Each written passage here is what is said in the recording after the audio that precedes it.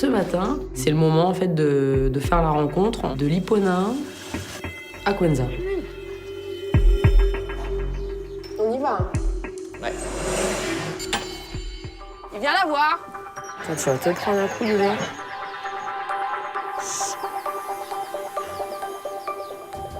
Bon, bah maintenant, tu lis vite. C'est bon, gros? Il la regarde de loin, hein, quand même, se dire, mais c'est quoi ce bout d'un créole, là? Tu les mets toujours derrière toi? Ce matin, je suis avec l'équipe des oiseaux sur leur secteur. Tout simplement parce que j'ai des remplacements à assurer durant la saison.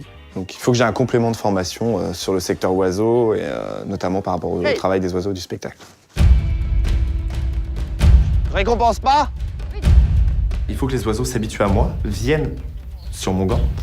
Mais il faut surtout que j'apprenne, on va dire, le programme du spectacle et qu'est-ce qu'il faut que je fasse à quel moment. Aujourd'hui, je pars à l'animation des Makikata. Rebonjour, conseil pour Je l'animation? suis avec une stagiaire, Cathy, qui est là pour que je la forme sur l'animation. Au moment où j'arrive, je suis un peu perdu parce que je vois les clients des lodges, mais je ne vois pas les lémuriens. Les lémuriens, ils sont? Il y en a ici, et les autres, je sais pas. D'accord. Finalement, il s'avère que les lémuriens sont tous du côté des flamands et ne souhaitent pas venir. Allez, on se réveille.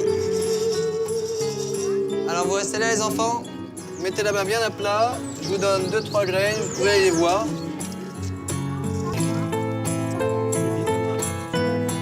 Le but de l'animation, en fait, ça a un côté plutôt ludique que pédagogique. Les gens, ils sont là plus pour le côté marrant, les lémuriens viennent sur eux, etc. Et je m'aperçois que les informations que je leur délivre sont prises à 5%, quoi. Alors ici, on n'a que des mâles, hein, pour votre information. C'est bien, vous êtes là, vous êtes pas mal là. Hein? Voilà, mets la main bien à plat, par contre. Comme ça, bien à plat. Et les gens étaient ravis. Voilà, main bien à plat, super.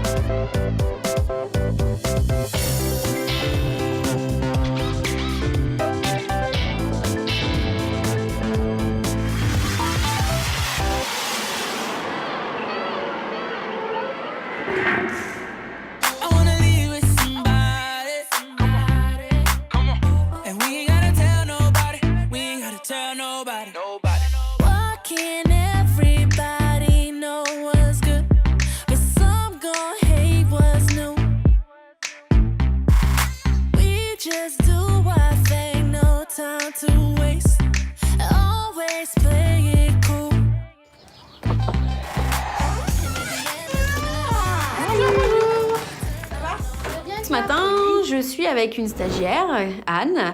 On va donc s'occuper du secteur perroquet toutes les deux. Alors bonjour, je m'appelle Anne, j'ai 19 ans et j'habite à Romagné, donc en Bretagne, à 30 minutes de Rennes. Et donc je vais faire un stage au zoo de la Flèche.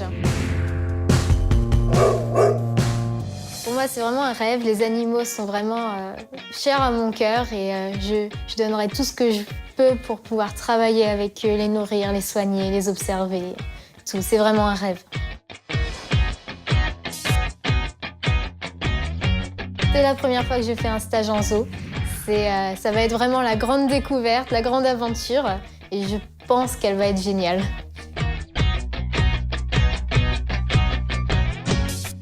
Anne, elle voudrait bien être soigneur animalier depuis toute petite. Oh, je me souviens, depuis toute petite. Elle a toujours aimé les animaux.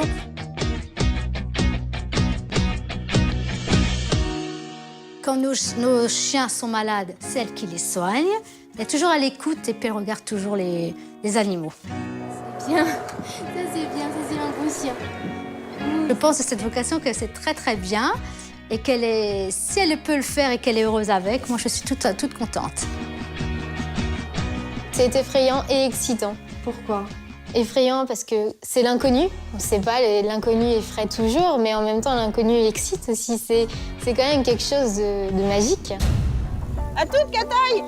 On s'en va vers les perroquets en passant. Je vais aller m'occuper des pélicans et comme ils sont assez trouillards, j'y vais seule. Donc je demande à Anne de nourrir les wallabies. T'en lances un petit peu partout, ça répartit bien la nourriture vu qu'ils sont neufs.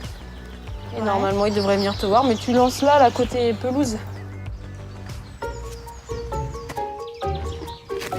Il se trouve que les mamans wallabies ont leurs petits dans les poches. Et ça, c'est vraiment trop mignon. Alors, il y a les petits qui n'ont aucun poil, qui sortent juste le bout de leur nez. Il y a les autres qui sortent la moitié du corps pour aller choper le morceau de carotte que je viens de lancer dans leur enclos. Et c'est vraiment trop mignon. 2, 4, 6, 8, 9. T'as vu les bébés? Oui. Ensuite, on arrive au bâtiment des perroquets de spectacle. On va faire la pesée ce matin. D'accord. Tu vas faire la pesée. Ok. Non, on va le faire toutes les deux.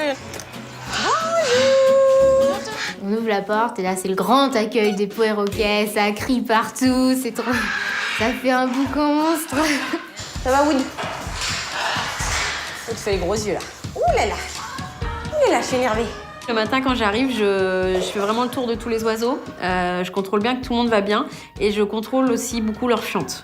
Toi, Aldo, dis donc, t'as la dose, hein? Tu t'es lâché, là, ce matin. Ça va?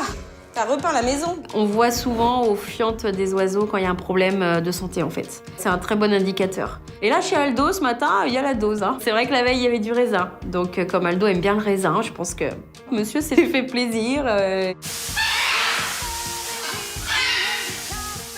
Alors ensuite, on va attaquer la pesée avec Anne. Je prépare la balance, le petit perchoir qui va dessus. Et puis c'est vrai qu'en le faisant, je me dis que ce serait mieux quand même que je lui montre d'abord avec un perroquet pour qu'elle voit comment ça se passe et tout. Donc je le fais avec Vasco. Je pèse Vasco. Tu vois, tu le présentes juste devant le perchoir et il monte tout seul. Ouais. Et d'elle-même, elle prend le crayon, les feuilles et puis elle note. Donc c'est sympa parce qu'on voit que elle suit au moins. Donc je lui fais prendre les perroquets sympas. Voilà. Ma poulette. Alors tiens un petit peu le perchoir quand il se pose dessus, voilà, pour pas que ça bascule, et puis tu lâches tout. Elle s'en sort très bien, elle écoute bien les conseils que je lui donne.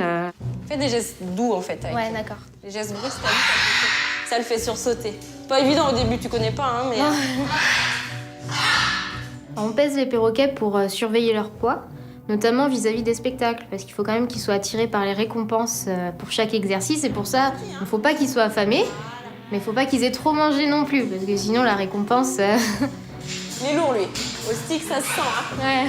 Voilà Coco. Voilà. Nickel. Baisse un peu ton stick. Voilà. 1377. Donc une fois que tout le monde est pesé, on les emmène dans leur volière extérieure. Alors elle va monter sur la porte, c'est pas grave. Bah, par contre, t'en vas pas trop loin quand même, coquine. Ma fifi. C'est super sympa. Les perroquets, au final, on s'y attache. Vraiment. Ils sont charismatiques. À côté de ceux...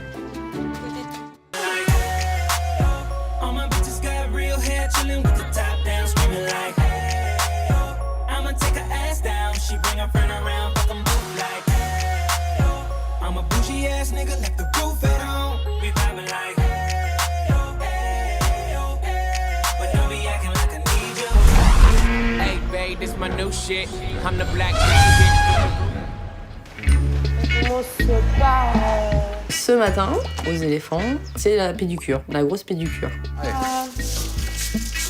Viens, Boubou. En fait, là, on est à la sortie de l'hiver. Ils ont passé un peu plus de temps dans le bâtiment. Les pieds se sont pas nettoyés, ne se sont pas usés comme à l'été. Là, en fait, on a constaté qu'il était temps d'intervenir sur la sole et au niveau des ongles et du cuticule.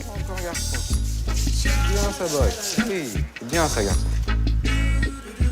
Je suis là aussi pour voir l'état général des pieds des éléphants. Et en général, en sortie d'hiver, ils sont un peu moins beaux, il y a plus de travail. Mais là, franchement, les pieds des éléphants sont vraiment beaux. Je suis content. c'est important pour les éléphants, cet entretien, parce que, en fait, à la différence de la liberté et l'état sauvage en Afrique, où ils marchent pendant des heures et des kilomètres, en parc, ils sont dans un enclos restreint. Donc, ils sont amenés à faire moins de kilomètres. Et l'ongle continue de pousser, mais s'use moins. Donc, ils ont besoin d'un petit de notre aide, en fait. Oh, mon boubou, style garçon, c'est super, ça. Ce matériel, c'est un matériel qu'on utilise pour les chevaux aussi. Vous avez la rainette, vous avez des couteaux qui grattent. Donc c'est exactement le même matériel qu'un maréchal ferrant pourrait avoir dans son camion.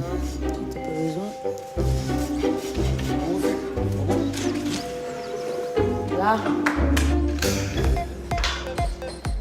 Et ensuite, on va aux Zippona avec Sab pour continuer les mises en contact.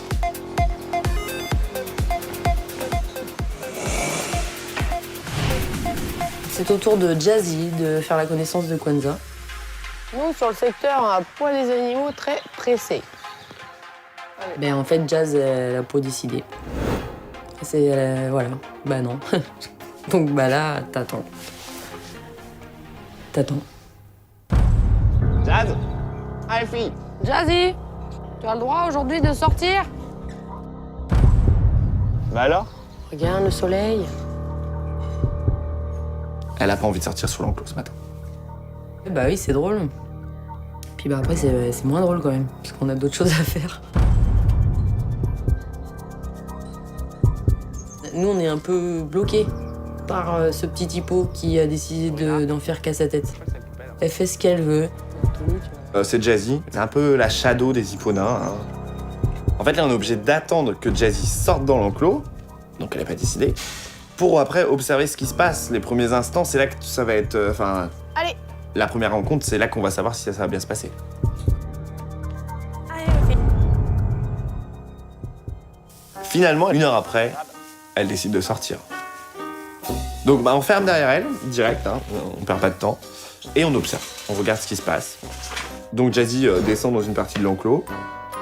Kwanza l'a vu, mais il a déjà vu un Hippona hier, donc je pense qu'il a compris qu'il fallait pas s'y frotter, donc voilà, chacun fait sa vie, tout va bien.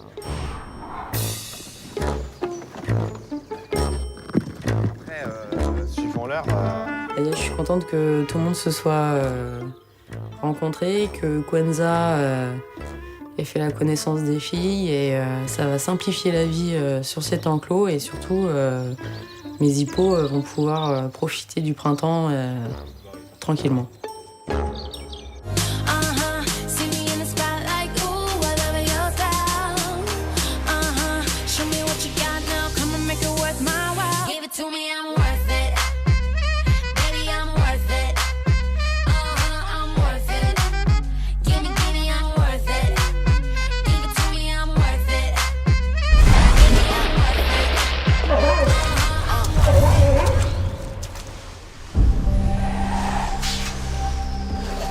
Aujourd'hui, c'est le premier spectacle d'Otari pour moi.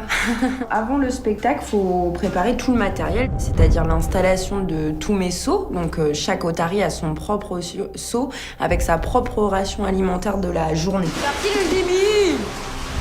Prêt pour le spectacle, mon loulou? Préparation de la plage avant le spectacle. Je veux pour prendre le galet de Wally, sauf que je ne le trouve pas, donc ni dans le coffre, ni sur les étagères. Donc s'il n'est pas là, c'est que forcément il est resté dans le bassin. Quand nous avons un objet qui est dans le bassin, nous avons une fameuse et extraordinaire Otari qui s'appelle Cookie, qui nous récupère tout ce qu'il y a dans le bassin. Cookie, j'ai besoin de toi, mon loulou. Le galet. Voilà, Cookie. Super, ma grosse patate. T'es trop balèze. Merci de tes cookies, là.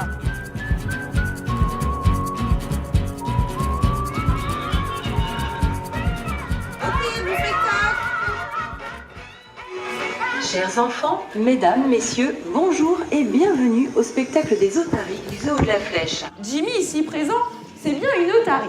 Mais Jimmy, c'est également un très bon imitateur de phoque. Alors il va tout de suite vous montrer comment le phoque se déplace lorsqu'il est sur le sol. Je prends toujours autant plaisir à faire les spectacles d'Otari pour montrer ce que les Otaries sont capables de faire aux visiteurs, leur apprendre différentes choses sur les Otaries aussi, surtout leur comportement, leur morphologie, tout ce qu'elles peuvent développer en milieu naturel. Donc voilà, je prends plaisir, il y a un peu de comédie, je m'éclate également en même temps, donc voilà, t'as tout ça.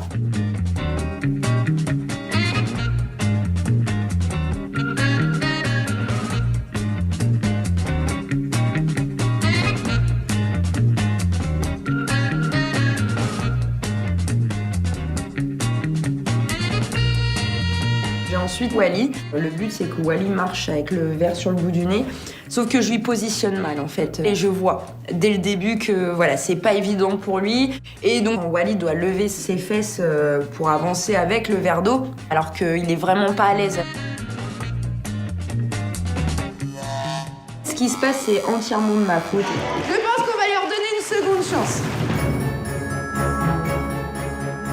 Et l'exercice, il me l'a fait nickel. Voilà, comme ça, moi, je suis contente.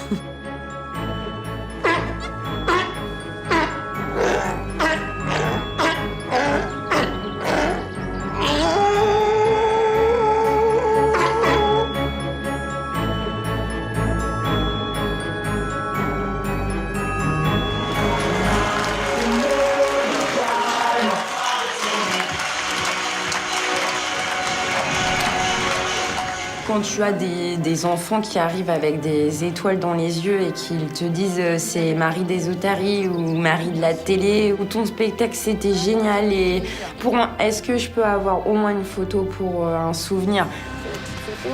Merci. Mais de rien. Bonne visite à vous. Je suis la dame des Otaries, comme ils savent dire. C'est bon ça.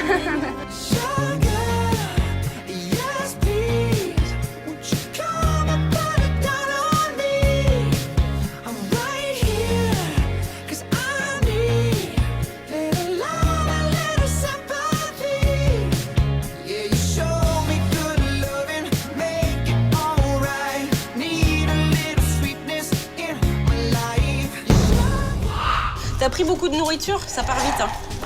Vaut mieux que t'en aies trop que pas assez. Hein. Moi, je trouve que t'as pas assez. Cette saison, Anthony doit participer au spectacle d'oiseaux en vol libre. Il va venir en fait chez nous une fois par semaine. Comme ça, il est polyvalent. Ça permet de nous dépanner si on est en vacances. Donc voilà, c'est toujours bien d'avoir une personne de plus qui sache faire voler. Tu restes à côté de moi. Oui, je reste à côté. Non, mais parce que j'enregistre, mais... Bah non, ça va être chaud hein, au début. Bah de toute façon, tout d'un coup... Ouais, mais vous inquiétez pas. Je gère. Il est très positif, hein, au moins, il n'y a pas de souci. Mais nous, on sait voilà, qu'il y a des oiseaux qui vont bloquer avec lui. Quoi. Voilà, je pense qu'il ne se rend pas compte de tout pour l'instant. Mais il va le découvrir. Là, c'est le dernier spectacle avant mon premier spectacle, vraiment seul en tourelle, où il va falloir que je gère les oiseaux seul. Donc là, en fait, le but aujourd'hui, c'est que Barbara m'accompagne tout le long du spectacle pour me dire ce que je dois faire, ce que je dois donner aux oiseaux et me montrer le spectacle, en fait. Ouais, tu peux, vas-y.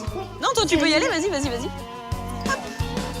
Allez, roule. Ça fait 14 ans que j'ai pas fait un spectacle de faux conneries, donc je sais pas réellement ce que j'ai à faire. Je sais réceptionner les oiseaux, mettre de la nourriture dans mon gant, mais c'est vraiment sur l'organisation, sortir les oiseaux, rentrer les oiseaux, l'enchaînement des tableaux.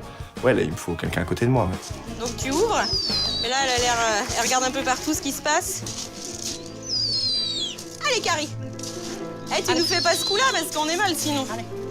Quand j'arrive à la volière, Carrie, elle se présente pas du tout comme d'habitude. Normalement, elle est censée sauter au sol et se monter sur le gant après. Là, elle reste perchée.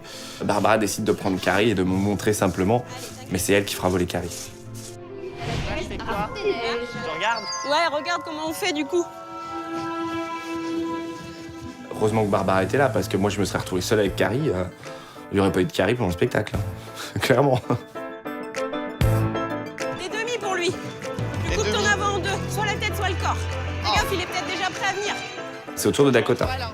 Kata, il a déjà lâché Dakota, donc il faut que je monte vite en tourelle pour le réceptionner. En fait, Dakota ne me connaît pas. Pas du tout. Je pense qu'il y a une appréhension des deux côtés. Je rappelle. Essaye, ouais, on va voir. En fait, les oiseaux, ils ne me connaissent pas. Donc forcément, là, je peux pas leur en vouloir de pas venir dès le premier jour sur mon gant, à vrai dire. Et là, moment de solitude, parce qu'il y a quand même du monde dans les gradins. L'oiseau veut pas venir, donc ça, merci Dakota.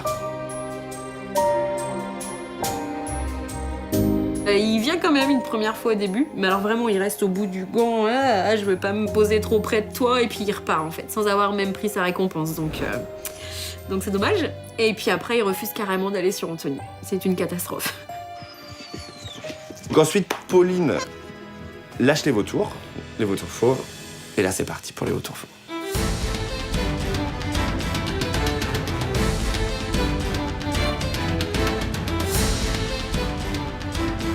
Les vautours fauves sont pas trop compliqués. Il y en a qu'un qui vient pas vraiment vers moi. Parce que pareil, il est timide. Hein. Mais dans l'ensemble, ça va. On enchaîne sur le vol de Fonzie. Je comprends rien. Quand il arrive, tu lui lances. Non, il se pose pas au bras. Tu lances dans le bec, voilà. Et là, tu lui fais signe que t'as plus rien dans les mains. Il a été élevé par l'homme, donc il est très cool en fait. Donc lui, il vient sans problème. Les cigognes, tu fais rien en fait. Non, il y a eu des choses très positives. Les vautours, ça s'est super bien passé. Les hérons aussi, Fonzie aussi. Quand même pas non plus catastrophique. Juste que il faut qu'Anthony s'entraîne au maximum, quoi. Y a pas de secret de toute façon. Faut passer du temps avec eux pour que ça paye, quoi. Demain le meilleur, hein? Ce sera pire demain.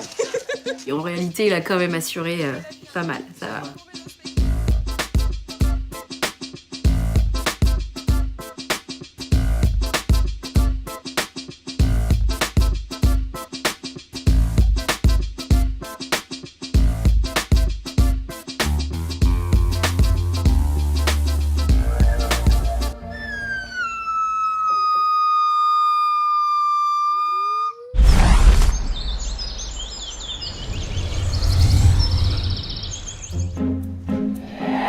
Demain matin est programmée l'intervention de Yabou, donc notre mâle lion qui a une griffe qui lui rentre dans la patte.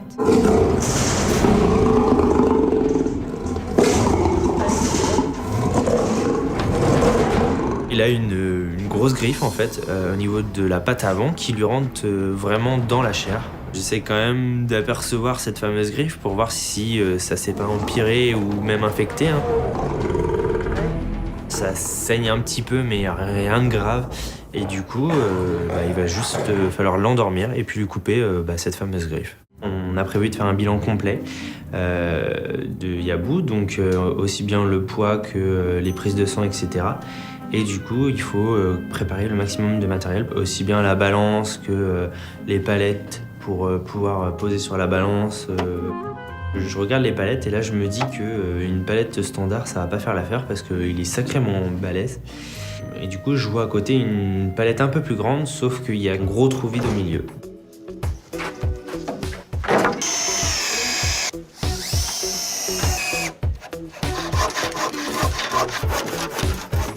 Qu'est-ce que tu fais?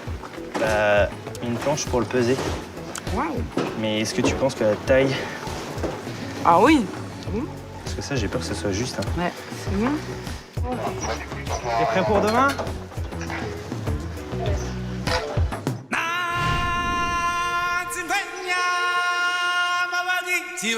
Yabou a 8 ans et il est né en Afrique du Sud, dans un parc privé. Yabou est un des premiers lions blancs arrivés ici en France.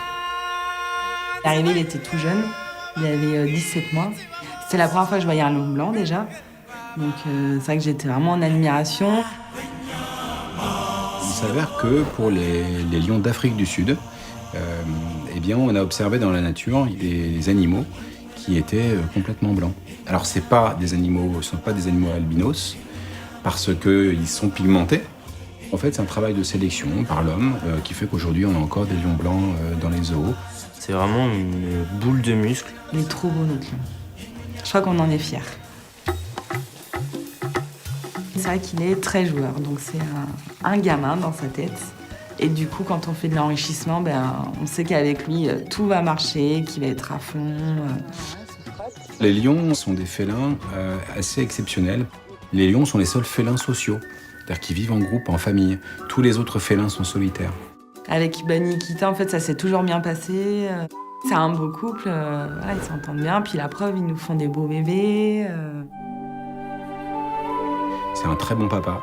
Il a toujours été super cool, joueur, tolérant, avec les petits qui venaient le chahuter, tout ça. Plusieurs fois, on a pu observer Yabou avec les petits dans les pattes, ou les petits qui arrêtent pas de l'embêter, qui lui mordent les pattes, qui se jettent sur lui. Il dit rien. C'est un papa poule.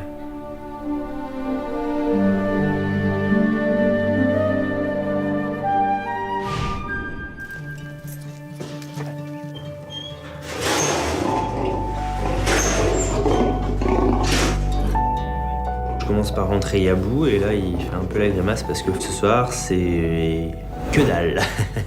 Il mangera rien du tout, il faut vraiment qu'il soit vraiment à jeun pour demain matin pour qu'on puisse faire l'intervention en toute tranquillité. Donc ensuite je rentre Nikita et les lionceaux et qui eux sont ravis d'avoir un bon repas ce soir. Ensuite, ce soir, la rentrée des osselets est assez particulière parce que demain matin, c'est le grand jour pour Thiago, notre jeune mâle osselot qui est né l'année dernière chez nous. Donc, on doit l'isoler et on doit le mettre dans la loge la plus proche de la porte d'entrée en fait, tout simplement pour pouvoir le pousser directement dans la caisse de transport demain matin. Alors, comment on s'organise ?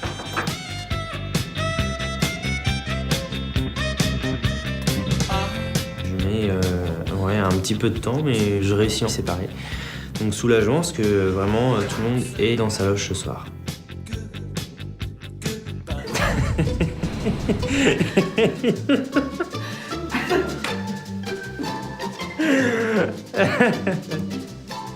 Ah, la caisse de rêve. Alors. Attends, faut que je me concentre.